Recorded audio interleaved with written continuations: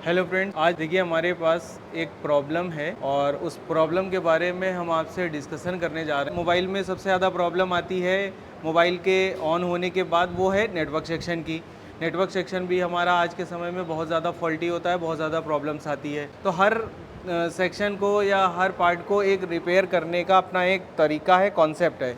तो आज हम लोग नेटवर्क सेक्शन के बारे में थोड़ा सा डिस्कशन करेंगे कि नेटवर्क सेक्शन को अगर हमारे पास कोई प्रॉब्लम आती है तो हम लोग इसको कैसे रिपेयर करते हैं, क्या करते हैं।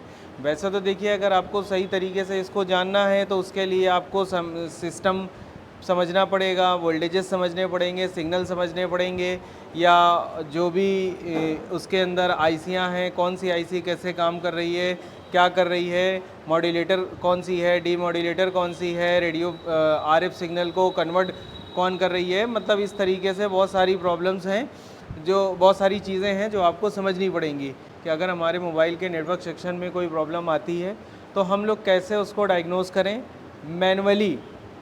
मैनुअली का मीन्स ये उनके लिए वीडियो कुछ ज़्यादा ही फ़ायदा देगा जो मोबाइल रिपेयरिंग का कोर्स नहीं करे हुए हैं, और जो मोबाइल रिपेयरिंग की दुकान काफ़ी समय से चला रहे हैं, उसके बावजूद भी उनसे कहीं ना कहीं कुछ प्रॉब्लम्स ऐसी आ जाती हैं नेटवर्क सेक्शन में जो सॉल्व नहीं कर पाते हैं। तो ये वीडियो उनके लिए कुछ ज़्यादा ही फ़ायदे का है।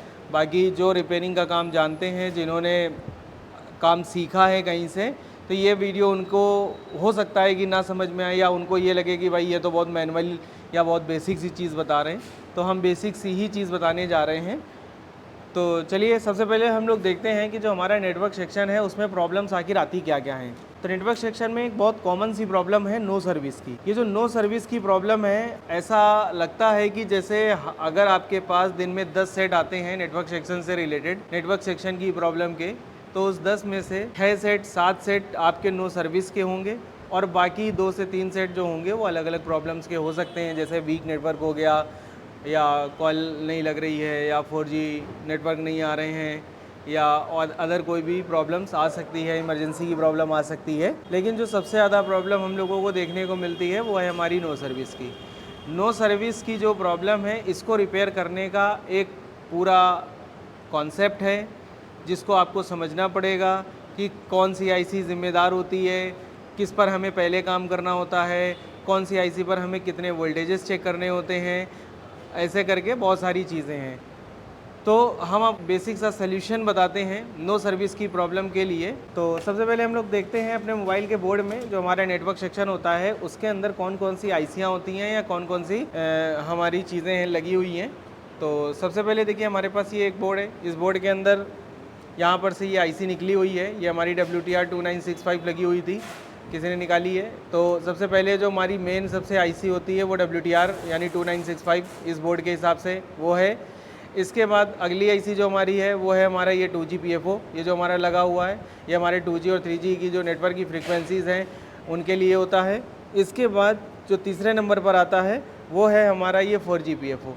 अब जैसा इस बोर्ड में पीछे साइड में 4G PFO दिया हुआ है, ये 4G PFO दिया हुआ है। इसके अलावा एक आईसी 4G PFO के लिए जो काम करती है उसको हम लोग कहते हैं APD ड्राइवर आईसी, जो इसके बगल में ये लगी हुई है। और इस APD ड्राइवर आईसी का आउटपुट का ये कॉइल है जो यहाँ से वोल्टेज ये आईसी बना करके इस 4G PFO को भेजती है। तो हम लोग सिस्टमेटिक तरीके से तो पढ़ नहीं रहे हैं या समझ नहीं रहे हैं। हमने आपको बताया कि हम सिर्फ आपको एक मैनुअली तरीका बताते हैं।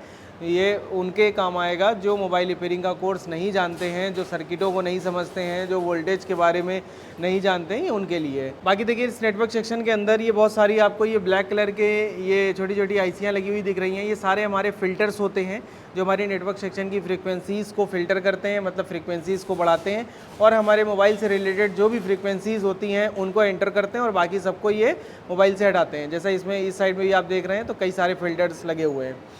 अब सबसे बड़ी बात आती है कि अगर हमारे पास मोबाइल में कोई भी ऐसी प्रॉब्लम आ रही है जिसमें नेटवर्क आ ही नहीं रहा है, मतलब कहने का ये है कि नेटवर्क को आप दो तरीके से तो आपके लिए है ये कि आप पहले नेटवर्क सेक्शन को दो पार्ट में डिस्क्राइब कर लो। पहला पार्ट वो रखो जिसमें नेटवर्क आ रहे हैं लेकिन कुछ ना कुछ प्रॉब्लम क्रिएट हो रही है। जैसे 2G नेटवर्क आ रहा है, 4G नहीं आ रहा है। जैसे नेटवर्क तो आ रहा है, डेटा चल रहा है, लेकिन कॉल नहीं लग रही है। जैसे वीक नेटवर्क की प्रॉब्लम है, जैसे कभी नेटवर्क आता है कभी चला जाता है। एक तो ये पार्ट हो गया हमारा। और दूसरा पार्ट वो रखिए जिसमें नेटवर्क आए ही नहीं, मतलब जैसे नो सर्विस हो गई, इमरजेंसी कॉल हो गई, इस तरीके से। तो हमारे ये 2 पार्ट में हमारी प्रॉब्लम्स हमने क्या करा, डिवाइड कर लिया। अब हम लोग कौन सी प्रॉब्लम पर पहले किस आईसी को टारगेट करें और पहले हम लोग किस पर काम करें। वैसे हम आपको बता दें कि अगर नेटवर्क सेक्शन के अंदर आपके कोई भी प्रॉब्लम है तो नेटवर्क सेक्शन के अंदर हर आईसी जिम्मेदार हो सकती है। मतलब आप ये नहीं कह सकते कि हमें किसी एक प्रॉब्लम के लिए कोई एक एग्जैक्ट आईसी बता दीजिए कि आरएफ कौन सी प्रॉब्लम के लिए ज़िम्मेदार है, 2GPFO कौन सी प्रॉब्लम के लिए ज़िम्मेदार है। तो नेटवर्क सेक्शन में ऐसा कुछ भी नहीं है, मतलब इसमें एग्जैक्ट कुछ है ही नहीं। अगर करने को जो आप कभी भी अगर आप किसी टेक्नीशियन को जानते हो जो मोबाइल रिपेयरिंग का काम करता हो, जो कहीं से कोर्स करे हो, आप उससे कभी भी इस बारे में डिस्कशन करिएगा तो वो आपको बताएगा कि कभी कभी ऐसा हो जाता है कि नेटवर्क सेक्शन की एक छोटी सी प्रॉब्लम के लिए वो नेटवर्क सेक्शन की सारी आईसीओ को बदल डालता है। आरएफ को बदल देता है, 2G को बदल देता है, 4G को बदल देता है, कई बार वो पावर को बदल देता है, वो ऑसिलेटर क्रिस्टल को बदल देता है और यहाँ तक कि वो CPU रिवॉल्व कर देता है, लेकिन कहीं ना कहीं उसकी प्रॉब्लम सॉल्व नहीं होती है। अब उसके लिए बहुत डीप लेवल पर वो जाएगा, समझेगा कौन सा सिग्नल है, कौन सा बन रहा है, कौन से वोल्टेजेस आ रहे हैं, कौन से नहीं आ रहे हैं, कौन सी वोल्टेज लाइन का फॉल्ट है या सिग्नल लाइन का फॉल्ट है। इसके लिए उसको बहुत डीप जाना पड़ेगा। आप कभी भी उससे इस बारे में डिस्कशन करिएगा। तो हम लोग बात कर रहे थे कि अगर हमारे नेटवर्क सेक्शन में प्रॉब्लम आती है तो हम लोग पहले उसको 2 पार्ट में डिवाइड कर लेंगे। पहला पार्ट कौन सा होगा जिसमें नेटवर्क आए ही नहीं, और दूसरा पार्ट कौन सा होगा जिसमें नेटवर्क तो आए लेकिन कुछ ना कुछ प्रॉब्लम क्रिएट करे। तो हम लोग पहले पार्ट की बात करते हैं जिसमें नेटवर्क हमारे आते ही नहीं है, जैसे नो सर्विस हो गई, इमरजेंसी कॉल हो गई, इस तरीके से प्रॉब्लम जो होती हैं हमारी, या IMEI या बेसबैंड नंबर हमारा बिल्कुल करप्ट हो जाए, चला जाए। देखिए, इन सारी प्रॉब्लम्स के लिए जो आपको सबसे पहले आईसी को टारगेट करना है वो है आपकी RFIC। यानी पहली वाली जो हमारी प्रॉब्लम थी जिसमें हमारा नेटवर्क आ ही नहीं रहा था, मतलब नो सर्विस की प्रॉब्लम आ रही थी या इमरजेंसी कॉल की प्रॉब्लम आ रही थी, उस कंडीशन के लिए मैंने आपको बताया कि आप सबसे पहले, अगर आप सीमेटिक्स को नहीं जानते हैं, वोल्टेज को नहीं समझते हैं, सिग्नल्स को नहीं समझते हैं और आप मैनुअली मोबाइल को रिपेयर करना चाहते हैं तो आप क्या करें, सबसे पहले RFIC को चेंज करें। RFIC यानी हमारे नेटवर्क सेक्शन की मेन जो नेटवर्क आईसी होती है उसको। आप ये समझ लीजिएगा कि अगर आपके मोबाइल में नेटवर्क की प्रॉब्लम है, मतलब नेटवर्क आ ही नहीं रहे हैं, तो इस प्रॉब्लम के लिए अगर आपने RF को बदला है तो 70% आप अपने प्रॉब्लम को सॉल्व कर लेंगे। यानी 70% केस में नेटवर्क ना आने की कंडीशन में RFIC हमारी जिम्मेदार होती है। अब बात ये करते हैं कि जो इसके अलावा हमने RF को भी बदल दिया तब भी हमारी प्रॉब्लम नहीं सॉल्व हो रही है, तो हम क्या करेंगे।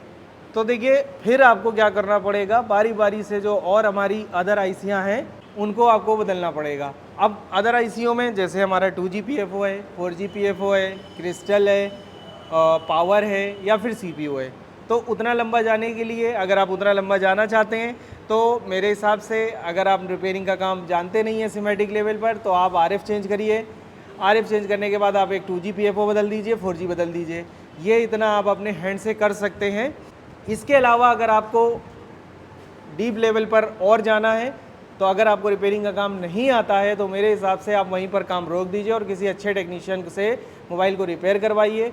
हम लोग बात कर रहे थे मोबाइल में अगर नेटवर्क नहीं आ रहे हैं, मतलब नो सर्विस या इमरजेंसी कॉल की प्रॉब्लम है और आप सर्किट को नहीं जानते हैं, आपको सर्किट नहीं आता है, आप बिल्कुल फ्रेशर हैं, आप काफ़ी समय से काम कर रहे हैं और अभी तक आपने मोबाइल रिपेयरिंग का कोर्स कहीं से नहीं सीखा है, सीमेटिक्स को नहीं जानते, वोल्टेज को नहीं जानते, तो उस कंडीशन में अगर नो सर्विस या इमरजेंसी कॉल की प्रॉब्लम आए तो पहले RF बदलिए, फिर 2G बदलिए, फिर 4G बदलिए। उम्मीद है कि इतना ये 3 आईसीओ को बदलेंगे तो 3 आईसीओ को बदलने से 90% आप मोबाइल को रिपेयर कर ले जाएंगे, नेटवर्क सेक्शन को रिपेयर कर ले जाएंगे। अब हम लोग बात करते हैं आगे, जैसे हमारे मोबाइल में नेटवर्क आ तो रहे हैं लेकिन कुछ ना कुछ प्रॉब्लम्स क्रिएट कर रहे हैं। जैसे वीक नेटवर्क की प्रॉब्लम है, मतलब नेटवर्क आते हैं चले जाते हैं, या 1 पॉइंट 2 पॉइंट नेटवर्क आ रहा है, इससे ज़्यादा नहीं आ रहा है। उसके बाद में और भी बहुत सारी प्रॉब्लम्स हैं, जैसे हमारा 4G नेटवर्क आ रहा है, 2G नहीं आ रहा है, कॉल नहीं लग रही है, डेटा नहीं चल रहा है, ऐसे करके आपके सामने बहुत सारी प्रॉब्लम्स कस्टमर आपको बताता है। तो ऐसी प्रॉब्लम्स के लिए आपको ये देखना है कि आप इसमें आपको ये समझना पड़ेगा कि इसमें क्या ऐसी चीज़ की प्रॉब्लम हो रही है जिसकी वजह से मोबाइल में ये दिक्कत आ रही है। तो अगर हम लोग कॉमन सी बात करें तो इसमें फ्रीक्वेंसीज़ की प्रॉब्लम है, यानी फ्रीक्वेंसीज़ वीक है या फ्रीक्वेंसीज़ का कहीं ना कहीं कुछ ना कुछ मिसमैच हो रहा है, या हमारी कुछ फ्रीक्वेंसीज़ ऐसी हैं जो हमारे मोबाइल के अंदर नहीं आ रही हैं हमारे फ़िल्टर्स के माध्यम से या हमारे PFOs के माध्यम से। तो मतलब कहने का ये हुआ कि ऐसी प्रॉब्लम्स के लिए हमारे जो पहले फ्रीक्वेंसीज़ के लिए जो हमारी आईसियाँ होती हैं वो ज़िम्मेदार होती हैं। तो इन सारी प्रॉब्लम्स में जिसमें नेटवर्क आए और आने के बाद भी हमारे मोबाइल में कुछ ना कुछ नेटवर्क से संबंधित प्रॉब्लम्स हो, तो ऐसी प्रॉब्लम्स को रिपेयर करने के लिए सबसे पहले आप क्या करेंगे, सबसे पहले जैसे आपने क्या करा, ये अपना 2G PFO चेंज कर लिया। इसलिए चेंज कर लिया क्योंकि इसके 2G PFO के माध्यम से ही हमारे मोबाइल के अंदर जितनी भी फ्रीक्वेंसीज़ होती हैं वो एंटर करती हैं, जैसे हमारे मोबाइल से रिलेटेड फ्रीक्वेंसीज़, रेडियो से रिलेटेड फ्रीक्वेंसीज़ या और भी अदर। तो आपके मोबाइल में अगर ऐसी प्रॉब्लम है तो सबसे पहले आप क्या करिए, अपने मोबाइल का 2G PFO बदल दीजिए। और 2G PFO बदलने के बाद भी अगर आपकी प्रॉब्लम नहीं सॉल्व हो रही है तो फिर से आपको अपनी RFIC को बदलना है। RFIC को इसलिए बदलना है क्योंकि RFIC हमारे मोबाइल की हर एक प्रॉब्लम के लिए ज़िम्मेदार होती है, यानी मोबाइल के अंदर अगर कोई भी प्रॉब्लम है नेटवर्क से रिलेटेड तो वो सारी प्रॉब्लम्स के लिए हमारी RFIC ज़िम्मेदार होती है। तो पहले 2G PFO बदलना है, उसके बाद हमारा जो ये RFIC हमारी लगी हुई है ये वाली, इस RFIC को बदलना है, पहले इसको बदलना है, फिर RF को बदलना है और लास्ट में आपको 4G PFO बदलना है, ये वाला। इससे भी अगर हमारी प्रॉब्लम नहीं सॉल्व होती है तो मेरा सजेशन उन टेक्नीशियंस के लिए फिर यही रहेगा कि अब आपके लेवल का काम उसमें नहीं बचा है। अगर आप काम करेंगे तो कस्टमर का मोबाइल ख़राब करेंगे, कहीं ना कहीं ख़राब करने से आपको भी कुछ नहीं मिलने वाला और कस्टमर का नुकसान होगा। तो इससे अच्छा क्या होगा कि आप इस कंडीशन में किसी अच्छे टेक्नीशियन को फ़ोन को दिखाएं जा कर के। पहले जैसे हम लोग रिपेयरिंग का काम करते थे तो हम लोग रिपेयरिंग का काम नहीं जानते थे, लेकिन एक दूसरे से पूछ करके या जैसे भी करके हम लोग, बहुत कॉमन सी प्रॉब्लम्स होती थी, हम लोग उसको रिपेयर कर लेते थे। लेकिन आज हमारे मोबाइल के अंदर कोई भी सेक्शन है तो उसका एक सिमेटिक सर्किट है और उस सर्किट को वो सर्किट हमारा काम कैसे करता है, उस सर्किट में वोल्टेज कैसे आते हैं, उसमें सिग्नल्स कौन कौन से होते हैं, ये सारी चीज़ें आपको पढ़ना और समझना पड़ेगा। तो इन्हीं सारी चीज़ों को समझने के लिए अगर आप अपने मोबाइल रिपेयरिंग में अच्छे लेवल पर आप काम करना चाहते हैं तो आप उसके लिए या तो आप पहले तो कोर्स ज्वाइन करिए, और दूसरी बात है अगर आप अभी भी अपने आप को किसी वजह से अपडेट नहीं कर पा रहे हैं तो हमारी ये जो छोटी छोटी टिप्स एंड ट्रिक्स हैं आप लोगों के लिए, इनको फॉलो करिए, आपको ये कहीं ना कहीं बहुत फ़ायदा देने वाली है। तो आगे हम लोग कोई नई प्रॉब्लम्स के लिए फिर से डिस्कशन करेंगे, और बाकी अगर आप लोग जो भी आपके पास कॉमन प्रॉब्लम आती है और आप चाहते हैं कि हमें किसी और भी प्रॉब्लम के लिए बताएं तो आप कमेंट करके हमें बता भी सकते हैं।